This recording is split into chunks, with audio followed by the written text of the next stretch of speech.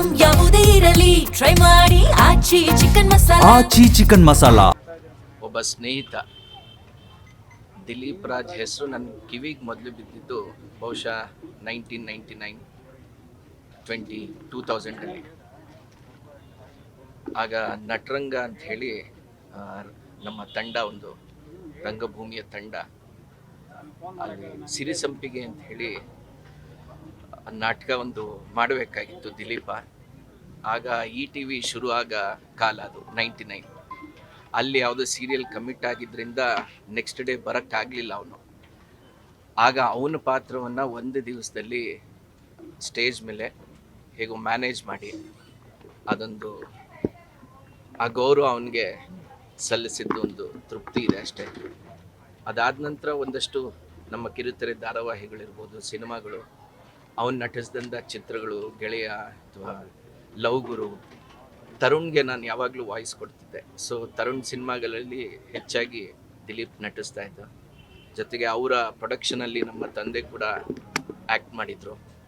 ಜೊತೆಗೆ ನಮಿತಾ, ಅವಳು ಸಾಕಷ್ಟು ಅವನ ಜೊತೆ ಒಡನಾಟ ಆಗಿತ್ತು, ಅವಳು ಹಂಚ್ಕೊಳ್ತಾರೆ. ಫ್ರೆಂಡ್ ಸಡನ್ನಾಗಿ ಈ ಥರ ಕೇಳಿದಾಗ ಏನು ಮಾತಾಡಬೇಕು ಗೊತ್ತಾಗಲ್ಲ. ಯಾಕೆಂದರೆ ದಿಲೀಪ ನನ್ನ ಸೀನಿಯರ್ ಆಗಿದ್ದರೂ ಕೂಡ ನನಗೆ ನಟಿಯಾಗಿ ನೀನು ರಂಗಭೂಮಿಯಿಂದ ಕಿರುತೆರೆಗೆ ಬರಬೇಕು ಅಥವಾ ಒಬ್ಬ ನಟಿ ಆಗಬೇಕು ಅಂತ ಸಪೋರ್ಟ್ ಮಾಡಿದ್ದು ದಿಲೀಪ. ಕಾಲೇಜ್ ಡೇಸಲ್ಲಿ ಪಾಪ ನಟರಂಗದಲ್ಲಿ ನಾವು ಒಟ್ಟಿಗೆ ಆ್ಯಕ್ಟ್ ಮಾಡ್ತಾಯಿದ್ವಿ.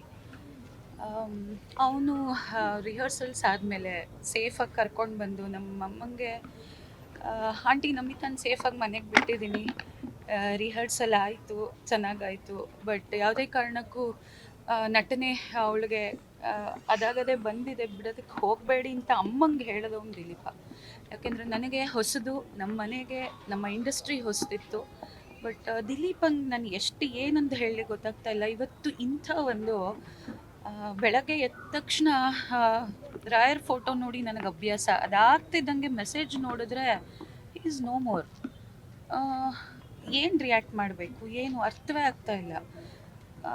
ಸಂಹವ್ ಇಷ್ಟು ಚಿಕ್ಕ ವಯಸ್ಸಿಗೆ ಈ ಒಂದು ಸುದ್ದಿ ಕೇಳುವಂಥದ್ದು, ಫಸ್ಟ್ ಆಫ್ ಆಲ್ ನಮಗೆ ಶಾಕ್ ಆಗಿದ್ದು ಪುನೀತ್ ಸರ್ ಹೋಗಿದ್ದು. ಈಗ ನೋಡಿದ್ರೆ Dileep, I don't know words.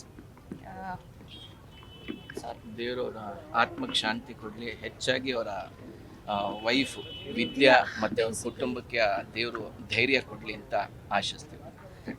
ವಿದ್ಯಾ ಹಾಗೂ ದಿಲೀಪ ಎಷ್ಟು ಕಷ್ಟಪಟ್ಟು ಮನೆಯಲ್ಲಿ ಹೊಡೆದಾಡಿ ಅವರಿಬ್ಬರು ಕಷ್ಟಪಟ್ಟು ಇಬ್ಬರು ಪ್ರೀತಿಸಿ ಮದುವೆ ಆಯಿತು. ಅಲ್ಲಿಂದ ನಾನು ಅವರಿಬ್ಬರಿಗೆ ನೋಡ್ತಾ ಇರೋದು.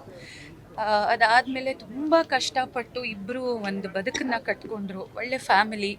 ಈಗ ಆ್ಯಸ್ ಅ ಪ್ರೊಡ್ಯೂಸರ್ ಆಗಿ ಎಷ್ಟು ಜನಕ್ಕೆ ಅನ್ನ ಹಾಕ್ತಿದ್ದಂಥ ಗಂಡ ಹೆಂಡತಿ ಇಬ್ಬರು ಇವತ್ತು ಒಂಥರ ದೊಡ್ಡ ಹೊಡೆತ ಆ್ಯಕ್ಚುಲಿ ಎಲ್ಲರಿಗೂ.